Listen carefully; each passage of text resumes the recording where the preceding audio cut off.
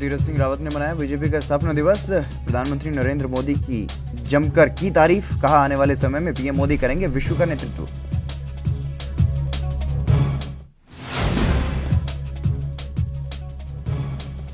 एक सौ 51 शंखों के नाद के साथ हुआ महाकुंभ का आगाज। हर की पैड़ी पर गूंजे मां गंगा और महादेव के जयघोष। सीएम समेत मौजूद रहे कई मंत्री।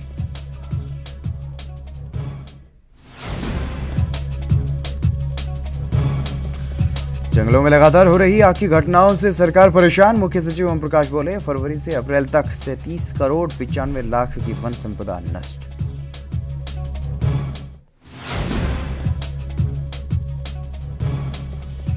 जंगलों में आग की घटनाओं को लेकर के नैनीताल हाईकोर्ट सख्त। प्रमुख वन संरक्षक को वर्चुअल जुड़ने के आदेश, मांगी पूरी जानकारी।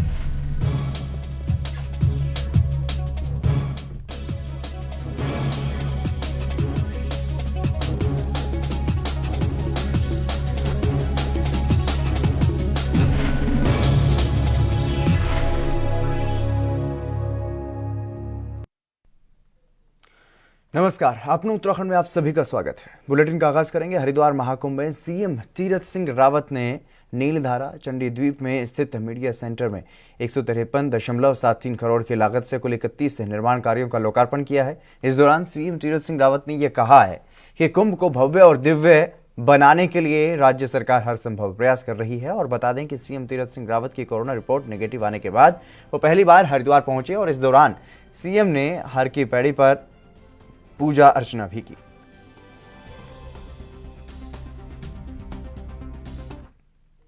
हरिद्वार में हर की पैड़ी पर गंगा पूजन, मंत्रोच्चारण और 151 शंखों के नाद के साथ विधिवत रूप से महाकुंभ का आगाज हुआ और वैदिक मंत्रोच्चारण और शंख की मधुर ध्वनि के बीच गंगा तट आध्यात्मिक ऊर्जा से भर गया। और वहीं मुख्यमंत्री तीरथ सिंह रावत ने मां गंगा को नमन करते हुए महाकुंभ मेले के निर्विघ्न संपन्न होने की कामना की है। और अखाड़ों के प्रमुख संतों ने भी गंगा पूजन संपन्न होने के बाद दोनों हाथ उठाकर के हर हर महादेव के जय घोष करते हुए गंगा पूजन किया। और परंपरा के अनुसार महाकुंभ के सकुशल संपन्न होने के लिए श्री गंगा सभा ने मंगलवार को हर की पैड़ी पर भव्य गंगा पूजन आयोजित किया। और इस दौरान ब्रह्मकुंड पर मुख्यमंत्री तीरथ सिंह रावत के साथ विधानसभा के अध्यक्ष प्रेमचंद अग्रवाल, शहरी विकास मंत्री बंशीधर भगत, मुख्य सचिव ओम प्रकाश, श्री गंगा सभा के पदाधिकारी और 13 अखाड़ों के प्रतिनिधि, मेला प्रशासन और पुलिस अधिकारियों की उपस्थिति में गंगा पूजन शुरू हुआ।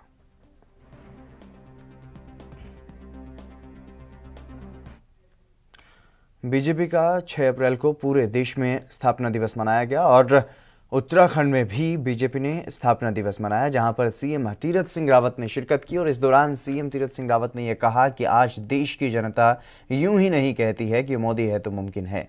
आने वाले समय में प्रधानमंत्री नरेंद्र मोदी विश्व का भी नेतृत्व करेंगे। और साथ ही मुख्यमंत्री ने ऋषिकेश के विकास को लेकर के घोषणा की है कि यहाँ की जो भी समस्याएं और मांग हैं उन पर निश्चित रूप से कार्रवाई की जाएगी। और मुख्यमंत्री तीरथ सिंह रावत ने यह कहा है कि प्रेमचंद अग्रवाल विधानसभा अध्यक्ष का कुशल नेतृत्व विधानसभा को मिला है।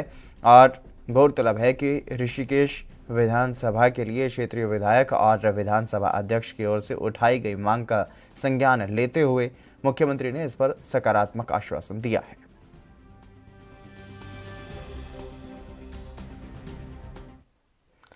हाल ही में कुछ समय पहले उत्तराखंड और दिल्ली के नेताओं के बीच प्रदेश के शिक्षा मॉडल पर खूब जंग छिड़ी थी। उत्तराखंड सरकार के नेता बेहतर शिक्षा मुहैया करवाने का दावा कर रहे थे, लेकिन राज्य में ऐसे शिक्षा के मंदिर भी हैं जहां का नज़ारा हैरान कर देने वाला है। सरकारी शिक्षा और व्यवस्थाएं आप खुद ही देख करके यहाँ पर अंदाज़ा लगा सकते हैं। दरअसल उत्तराखंड की भगवानपुर विधानसभा के गांव किशनपुर में एक सरकारी जूनियर हाई स्कूल है और इसकी तस्वीरें आप देखिए। ये स्कूल अपनी बदहाली पर सरकारी सिस्टम को कोसता हुआ नजर आ रहा है। ये शिक्षा का मंदिर पिछले लंबे अरसे से तालाब में तब्दील है। विडंबना ये है कि हालात सुधरने की बजाय और भी बिगड़ते जा रहे हैं। इस स्कूल के साथ एक कंपनी है जिसका केमिकल वाला गंदा पानी, जहरीला पानी इस स्कूल में आ रहा है, लेकिन इस पर किसी का ध्यान नहीं है।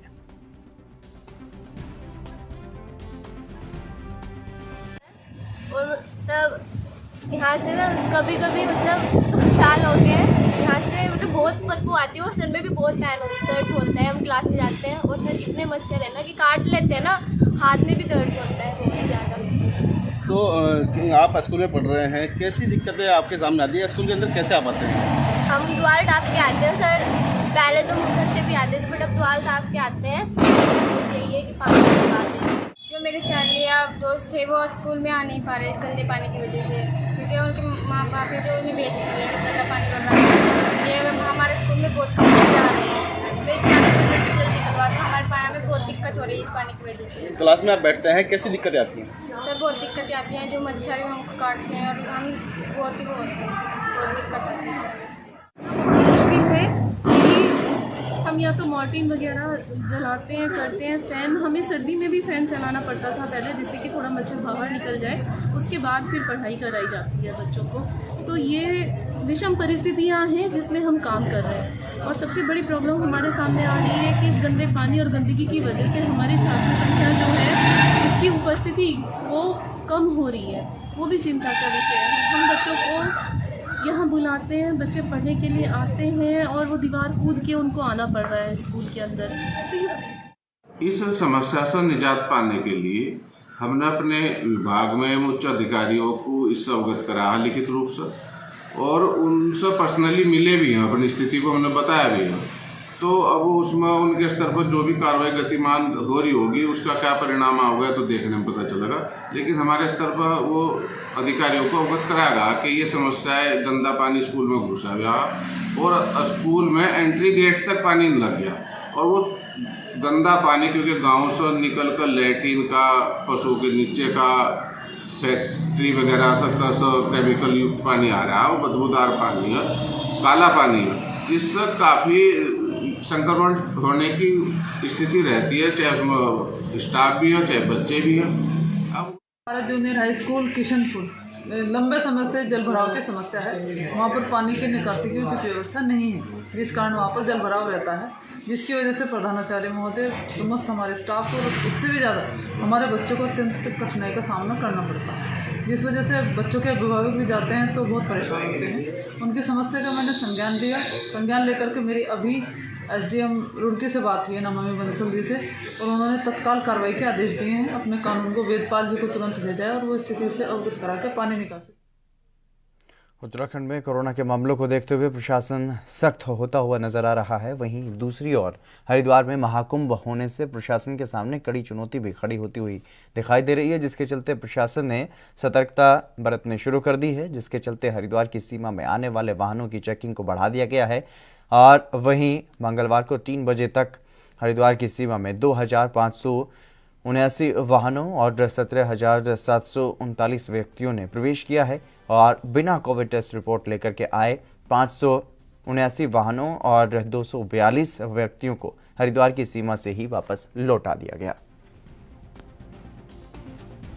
तो लगातार जिस तरीके से कुंभ को लेकर के सावधानी बरती जा रही है, क्योंकि उत्तराखंड में कोरोना के मामले जिस तरीके से बढ़ रहे हैं उसको लेकर के सरकार लगातार सतर्क है, और कुंभ को लेकर के जिस तरीके से कोरोना की जो गाइडलाइंस जारी की गई थी उस पर केंद्र सरकार ने भी चिंता जताई और हाईकोर्ट ने भी चिंता जताई। उसके बाद से और भी ज़्यादा सख्ती जो है वो सरकार की तरफ से बरती जा रही है, और इसी का ये नतीजा देखने को मिल रहा है कि हरिद्वार की सीमा में प्रवेश करने वाले वाहनों की अब तेजी से चेकिंग की जा रही है, और लगभग सभी वाहनों की चेकिंग करके सभी की कोरोना रिपोर्ट जो है वो उसकी जांच की जा रही है। अगर किसी के पास कोरोना की नेगेटिव रिपोर्ट नहीं है तो उसको वापस भेज दिया जाता है, उसको हरिद्वार की सीमा में घुसने की अनुमति नहीं दी जाती। हरिद्वार की सीमा में उन्हें ही प्रवेश करने की अनुमति दी जा रही है जिनके पास कोरोना की जाँच रिपोर्ट है, और रिपोर्ट में वो अगर नेगेटिव हैं तो उसके बाद ही उनको हरिद्वार में प्रवेश करने की अनुमति दी जा रही है। और ये जो सतर्कता है वो कोरोना को लेकर के बढ़ती जा रही है, क्योंकि देश भर में एक बार फिर से जिस तरीके से कोरोना के मामलों में तेजी से उछाल देखने को मिल रहा है उसी को लेकर के सावधानी बरती जा रही है। और अगर कोई भी कुंभ में पहुंच रहा है तो उनके लिए पहले ही कोरोना के मद्देनज़र ये गाइडलाइन जारी की गई थी कि सभी को कोरोना की रिपोर्ट जो है वो RT-PCR रिपोर्ट लेकर के पहुँचना होगा, और जिनके पास कोरोना की नेगेटिव रिपोर्ट नहीं होगी उनको वहाँ पर कुंभ में शिरकत करने के लिए अनुमति नहीं दी जाएगी। और जो भी श्रद्धालु बाहर से पहुंच रहे हैं चाहे वो निजी वाहनों से पहुंच रहे हैं या फिर सार्वजनिक वाहनों से पहुंच रहे हैं, उनको कोरोना की रिपोर्ट जो है वो लेकर के पहुंचना होगा। और इसके लिए अब और भी ज़्यादा सख्ती जो है वो बढ़ा दी गई है, क्योंकि देश में जिस तरीके से लगातार कोरोना के मामलों में उछाल हो रहा है, वैसे ही उत्तराखंड में भी लगातार कोरोना के मामले बढ़ रहे हैं, क्योंकि सीएम खुद भी कोरोना से संक्रमित हो चुके हैं और अभी हाल ही में वो पूरी तरह से ठीक होकर के बाहर आए हैं। होम आइसोलेट में अभी तक थे सीएम तीरथ सिंह रावत, लेकिन लगातार सीएम तीरथ सिंह रावत की तरफ से भी निर्देश यही दिए जा रहे हैं कि किसी भी तरीके से कोरोना में कोई भी अव्यवस्था नहीं होनी चाहिए और ख़ासतौर पर कोरोना को लेकर के सावधानी बरतनी है। चलिए रुकेंगे एक छोटे से ब्रेक के लिए, जल्द हाजिर होंगे।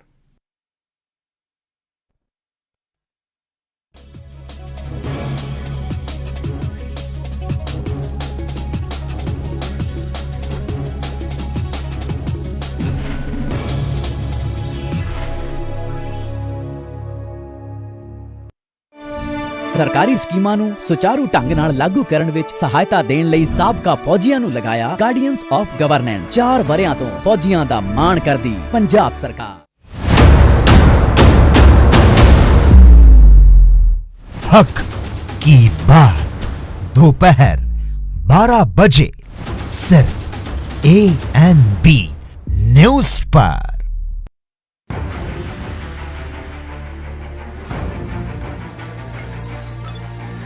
खबर चाहे सियासत की हो या सरकार की,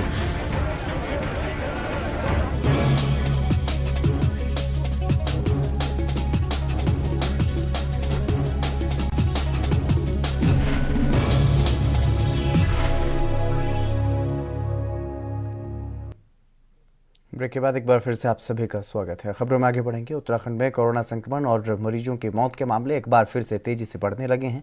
मंगलवार को प्रदेश में कोरोना के 791 नए मामले सामने आए हैं, जबकि 7 कोरोना संक्रमित मरीजों की मौत हुई है। और वहीं मंगलवार को 60,214 लोगों को कोरोना की वैक्सीन लगाई गई है। बता दें कि मंगलवार को प्रदेश में कोरोना के मामलों में काफ़ी बढ़ोतरी दर्ज की गई और वहीं एम्स ऋषिकेश, कैलाश अस्पताल देहरादून और हिमालयन हॉस्पिटल जोलीग्रांट में 5 मरीजों की मौत हुई है। और गौरतलब है कि प्रदेश में अब तक 1,03,602 कोरोना संक्रमण के मामले सामने आ चुके हैं, जिनमें से 96,647 मरीज जो हैं वो ठीक हो चुके हैं।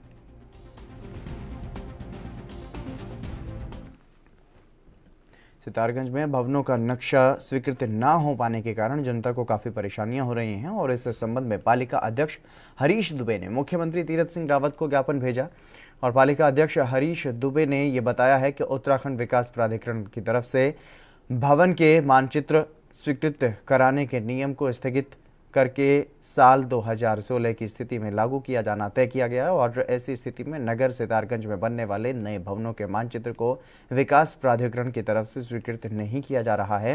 और अभी नगर पालिका कार्यालय सितारगंज को शासन द्वारा भवन के मानचित्र को स्वीकृत करने के लिए कोई स्पष्ट आदेश प्राप्त नहीं हुआ, जिस कारण नगर पालिका कार्यालय में भी नए भवनों के मानचित्र स्वीकृत नहीं किए जा रहे हैं। और ऐसी स्थिति में जनता को भारी परेशानी का सामना करना पड़ रहा है।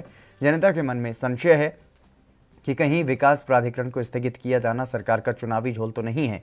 उन्होंने ये कहा है कि विकास प्राधिकरण को समाप्त करके नगर निकायों को भवन के मानचित्र स्वीकृत करने के स्पष्ट आदेश दिए जाएं। लागू किए जाए। ऐसी स्थिति में क्या हो गया कि हमारे नगर सितारगंज में जो नए भवन बना रहे हैं, उन जो गृह स्वामी है वो नक्शा जब पास कराने विकास प्राधिकरण जा रहे हैं तो वहां पे नक्शा पास नहीं हो पा रहा है, क्योंकि चूंकि वो प्राधिकरण स्थगित कर दिया गया है। नगर निकायों को, हमारी नगर पालिका को कोई स्पष्ट आदेश सरकार द्वारा आज तक नहीं आ पाया है, जिससे जो है कि हम लोग यहाँ से नगर पालिका कार्यालय उनको भवनों के नक्शों को जो है स्वीकृत कर दें। ऐसी स्थिति में क्या है कि जितने भी व्यापारी हो या सरकारी व्यक्ति हो या प्राइवेट अपना काम करने वाला व्यक्ति हो, किसी भी प्रकार का जब व्यक्ति नए भवनों को बनाने जा रहा है तो उसको अगर बैंक से लोन लेना है तो लोन लेने के समय पे बैंक वाले उससे मानचित्र ऐसा मांग रहे हैं जो मानचित्र स्वीकृत हो कार्यालय द्वारा। अब कार्यालय द्वारा तो स्वीकृत हो ही रहा है, नहीं हो पा रहा है, ना तो जो है कि विकास प्राधिकरण स्वीकृत कर रहा है, ना नगर निकाय स्वीकृत कर रहे हैं। तो ऐसी स्थिति में जनता को भारी परेशानी का सामना करना पड़ रहा है। साथ ही मैं ये भी कह देना चाह रहा हूं कि जनता के मन में एक बात बैठ गई है कि कहीं ऐसा तो नहीं आने वाला जो विधानसभा चुनाव है, इस विधानसभा चुनाव को लेकर जो है सरकार का कोई चुनावी झोल तो नहीं है ये स्थगित किया जाना। ये संसदीय सरकार की जिम्मेदारी है कि जनता के बीच से समाप्त हो। और मैंने आज निवेदन किया है कि पूर्णतः पूर्णतः जो है विकास प्राधिकरण को समाप्त कर दिया जाए और स्पष्ट आदेश नगर निकायों को कर दिए जाए, ताकि नगर निकाय जो नगर निकाय के कार्यालय हैं वो जनता के भवनों के नक्शों को स्वीकृत करने लग जाए।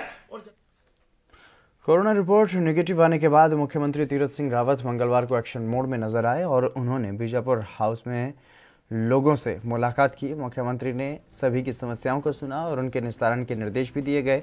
मुख्यमंत्री ने यह कहा कि जनता सर्वोपरि है, लोगों की समस्याओं को दूर करना सरकार का दायित्व है और कोशिश की जा रही है कि लोगों की शिकायतों और समस्याओं का निराकरण स्थानीय स्तर पर ही हो जाए। वर्चुअल रात्रि चौपाल इसी क्रम में आयोजित की जा रही है और साथ ही लोगों को अपने काम के लिए अनावश्यक चक्कर ना काटने पड़े, इसके लिए अधिकारियों को सख्त निर्देश दिए जा रहे हैं। और बता दें कि सीएम बीजेपी कार्यालय में पार्टी की स्थापना दिवस कार्यक्रम में पहुंचे थे और मुख्यमंत्री तीरथ सिंह रावत की कोरोना रिपोर्ट नेगेटिव आने के बाद अब वो जनसंवाद समेत कार्यक्रमों में शामिल हो सकेंगे।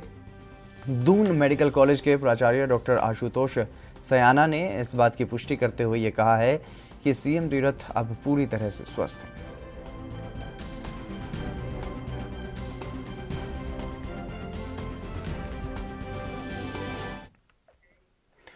कोरोना को लेकर जहां सभी महकमों में सन्नाटा पसरा हुआ है, तो वहीं कोरोना संक्रमण की दूसरी लहर ने शिक्षा विभाग की भी नींदें उड़ा दी हैं। ऐसे में उत्तराखंड के शिक्षा मंत्री अरविंद पांडे ने यह कहा है कि स्कूलों में कोरोना संबंधी एडवाइजरी का सख्ती से पालन करवाया जाएगा। और बता दें कि लॉकडाउन के बाद कोरोना के केस में कमी आने पर स्कूल खोलने के आदेश जारी किए गए थे। उन्होंने यह कहा कि हमारा प्रयास है कि स्कूल खुलें, लेकिन बच्चों की सुरक्षा भी ज़्यादा ज़रूरी है। शिक्षा मंत्री ने कोरोना के बढ़ते केस पर चिंता जाहिर करते हुए ये कहा है कि स्कूलों को बंद करने के लिए केंद्र सरकार की गाइडलाइन के बाद ही विचार किया जाएगा।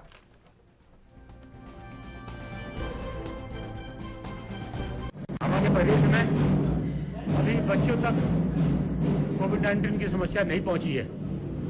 इसी को देखते हुए भारत सरकार के निर्देशों का पालन करते हुए हम लोगों ने स्कूल खोलने का निर्णय लिया है और स्कूल 6 से 12वीं तक के हमने बीच में खोला, चल भी रहे हैं। फिलहाल 15 तारीख से 1 से लेकर 12 तक के हमने स्कूल खोलने का निर्णय दिए हैं और कोशिश हमारी 100% है कि कोविड-19 की जो गाइडलाइन है उसको अनदेखी नहीं की जाएगी।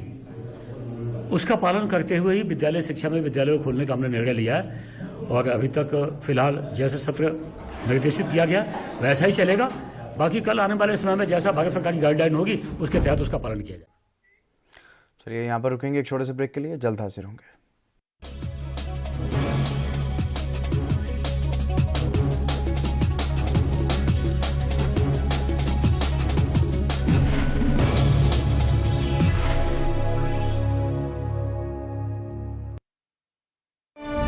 ਮਹਾਰਾਜਾ ਭੁਪਿੰਦਰ ਸਿੰਘ ਪੰਜਾਬ ਸਪੋਰਟਸ ਯੂਨੀਵਰਸਿਟੀ ਦੀ ਪਟਿਆਲਾ ਵਿਖੇ ਕੀਤੀ ਸਥਾਪਨਾ 4 ਵਰ੍ਹਿਆਂ ਤੋਂ ਨਸ਼ਿਆਂ ਤੋਂ ਦੂਰ ਕਰਨ ਲਈ ਖੇਡਾਂ ਨੂੰ ਪ੍ਰਫੁੱਲਤ ਕਰਦੀ ਪੰਜਾਬ ਸਰਕਾਰ।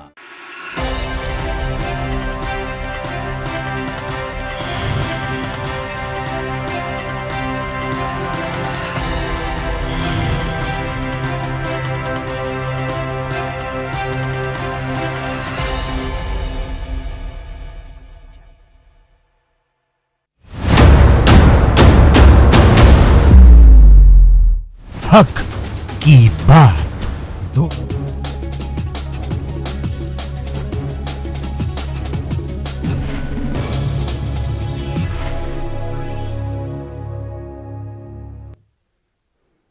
ब्रेक के बाद एक बार फिर से आप सभी का स्वागत है। खबरों में आगे बढ़ेंगे। धर्म नगरी हरिद्वार में इस वक्त आस्था का कुंभ भी चल रहा है और ऐसे में शहर में बने होटलों और धर्मशालाओं में जहां लोगों की भीड़ होनी चाहिए थी वैसा बिल्कुल भी नहीं है। यहां के होटल और धर्मशालाओं में करीब 1,20,000 यात्रियों को ठहराने की क्षमता है, लेकिन कोविड SOP की सख्ती से श्रद्धालुओं ने कदम रोक लिए हैं। फिलहाल हरिद्वार की धर्मशालाओं और होटलों में प्रतिदिन 18 से 21,000 श्रद्धालु ही ठहरते हैं और शहर में लगभग 400 धर्मशालाएं हैं। इनमें मौजूद कमरों और धर्मशाला एसोसिएशन के अनुसार लगभग 42,000 यात्रियों को यहां पर ठहराया जा सकता है, जबकि छोटे बड़े करीब 650 होटल हैं और गेस्ट हाउस हैं। होटल एसोसिएशन के आंकड़ों के अनुसार इनमें भी 78,000 यात्रियों को एक साथ ठहराया जा सकता है। होटल और धर्मशाला संचालक कुंभ मेले के शुरू होने से बड़ी संख्या में यात्रियों के पहुंचने की उम्मीद भी कर रहे थे। महाकुंभ को शुरू हुए 5 दिन गुजर चुके हैं, लेकिन होटल और धर्मशाला संचालकों की उम्मीद के अनुसार श्रद्धालु नहीं पहुंच रहे हैं। धर्मशालाओं में केवल 3000 के आसपास ही लोग ठहरे हुए हैं और वहीं 18,000 टूरिस्ट होटलों में रुके हुए हैं। इससे होटल और धर्मशाला संचालकों में मायूसी है। दरअसल यात्रियों के नहीं आने की वजह कोरोना का बढ़ता संक्रमण और प्रशासन के सख्त नियम बाधा है।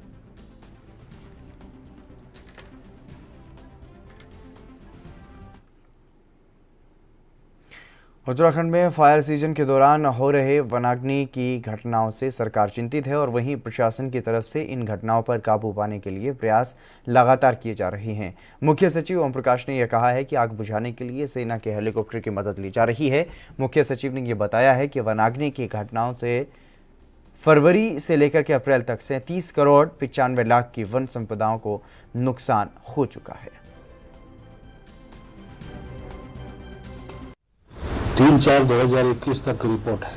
तो कुल नुकसान जो हुआ इसमें ये 37 करोड़ 95 लाख रुपए की क्षति हुई है और जो मानव घायल हैं वो 2 हैं।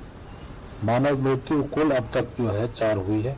आमतौर पर जो आग लगती थी वो मई जून के महीने में लगती थी, लेकिन इस बार मौसम के सूखे रहने की वजह से ये फरवरी से ही अग्निकांड होने शुरू हो गया। तो इस साल थोड़ा भिन्न रहा है, तो व्यवस्थाएं जो कमी थी वो पूरी कर ली।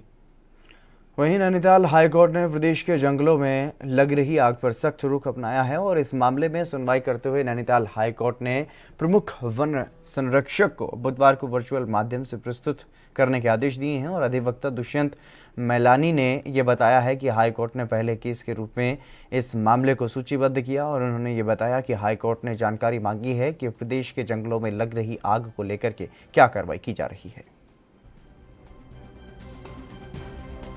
मुद्दे पर हाईकोर्ट में सुनवाई हुई थी और ऑनरेबल कोर्ट ने इस मामले को सीरियसली लेते हुए principal chief conservator of forest Uttarakhand को कल वर्चुअल मोड से कोर्ट में उपस्थित रहने के लिए कहा है और कल पहले केस के तौर पर इस मामले को दर्ज किया गया है और साथ ही सरकार को यह भी बताने के लिए कहा गया है कि उनके द्वारा क्या स्टेप्स वर्ष भर इसके लिए उठाए जाते हैं और फॉरेस्ट फायर को लेके जो भी इनकी गाइडलाइंस हैं उनको कैसे फॉलो किया जाता है, ये बताने के लिए कोर्ट में। अभी आज ये विजिबिलिटी थोड़ी कम हो रही है, तो आज ये पहले कोशिश करेंगे भवाली में करने की कोशिश करेंगे और उसके बाद विजिबिलिटी अगर इम्प्रूव होती है तो फिर हम लोग अल्मोड़ा के सोमेश्वर वगैरह इलाकों में भी करेंगे। अभी हमारे अराउंड 350 हेक्टेयर जैसे टोटल अराउंड चल चुके हैं। टोटल उत्तराखंड में अभी 1250 ऐसा कुछ फिगर है। अभी हमारे पास मोटा मोटी जितनी भी आगे सारी कंट्रोल में है, मतलब आउट ऑफ कंट्रोल तो कुछ भी नहीं है, छुटपुट आगे चल रही है जिसको हम कंट्रोल कर रहे हैं, क्योंकि अभी आग कंट्रोल बिल्कुल ही एक क्षण में हम कंट्रोल नहीं कर सकते हैं बिकॉज ड्राई मटेरियल जमीन पे बहुत ज्यादा अवेलेबल है। तो हम उसको कंट्रोल फायर की तरफ से एक गदेरे पे लाके एक फायर लाइन पे लाके। सल्ट में उपचुनाव के माध्यम से कांग्रेस प्रदेश का सियासी माहौल जो है वो गरमाने के लिए ताकत झोंक रही है और इसलिए पार्टी ने एक बार फिर से उपचुनाव के बहाने मुख्यमंत्री तीरथ सिंह रावत को निशाने पर लिया। क्षेत्र में चुनाव प्रचार में डटे कांग्रेस प्रदेश प्रभारी देवेंद्र यादव ये कह रहे हैं कि मुख्यमंत्री इस सीट से चुनाव लड़ते तो राज्य हित में एक और चुनाव से बचा जा सकता था। बता दें कि कांग्रेस के तमाम दिग्गज नेता इन दिनों सल्ट विधानसभा क्षेत्र में डेरा डाले हुए हैं और प्रदेश के प्रमुख विपक्षी दल इस चुनाव में बीजेपी और मुख्यमंत्री को उकसा करके प्रदेश की सियासत को गरमाने का खास प्रयास कर रहे हैं। जहां एक तरफ चुनाव प्रचार में सरकार की नीतियां कांग्रेस के निशाने पर हैं, वहीं दूसरी ओर मुख्यमंत्री तीरथ सिंह रावत को घेरने का प्रयास भी किया जा रहा है।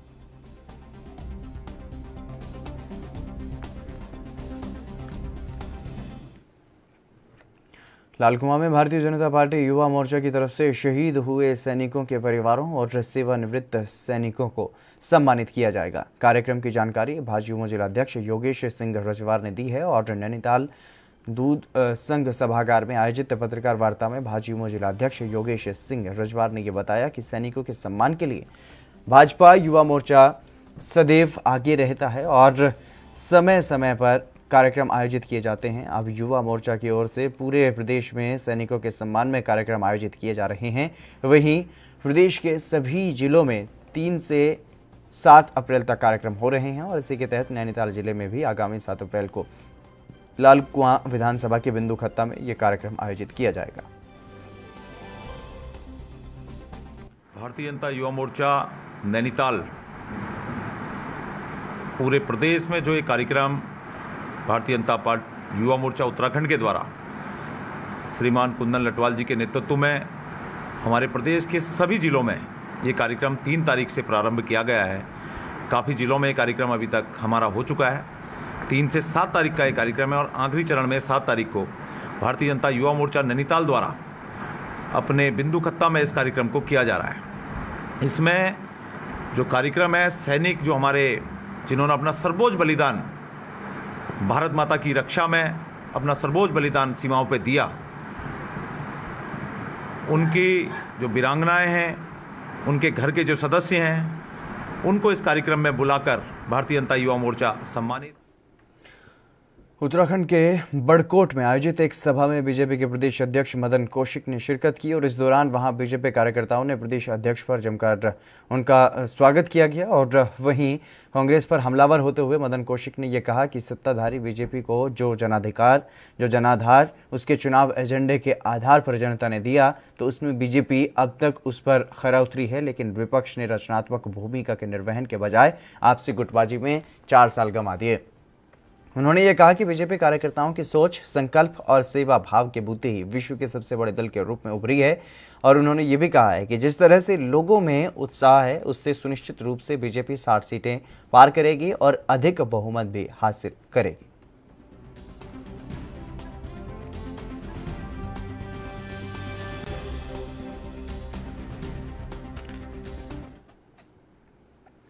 पिछले लंबे समय से लाल कुआं में नगीना कॉलोनी वासियों के लिए जलभराव की समस्या बनी हुई है और उसका समाधान अब होने की उम्मीद है।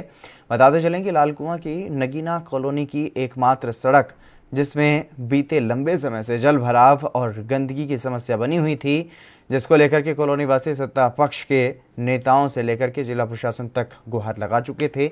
सड़क का ये आलम था कि इस पर घुटनों तक गंदगी और जलभराव की समस्या इतनी भयंकर बनी थी कि लोगों का घर से निकलना भी मुश्किल हो गया था, लेकिन अब ये इस क्षेत्र के नेता हरेंद्र बोरा ने इसकी सुधरी है और सड़क निर्माण का काम वहां पर करवाया जा रहा है। यहाँ नगीना कॉलोनी कितनी दिक्कतें हो रही थी यहाँ तो बहुत दिक्कतें हो रही थी। सारे नेता लोगों को बुलाए, पत्रकार आए, अबे बड़े मुश्किल से हरेंद्र बोरा बनवा रहे हैं। क्या परेशानी होती थी? पानी भरा रहता था और घरों में घुस रहा था पानी। अब हो ही रहा, फिर अब काम चल रहा है तो हो ही रहा फायदा। मुझसे पहले तो बहुत ज़्यादा ही दिक्कतें थी, बहुत गंदा पानी, कीड़े थे, लोगों को बड़ी दिक्कतें हो रही थी। बाद में जो है सभी नेता लोग भी आए और पत्रकारों को भी धन्यवाद दूंगा जो डेली दिखा रहे थे, आ रहे थे, मगर जो है निर्णय का समस्या का समाधान करा हरेंद्र सिंह बोरा ने।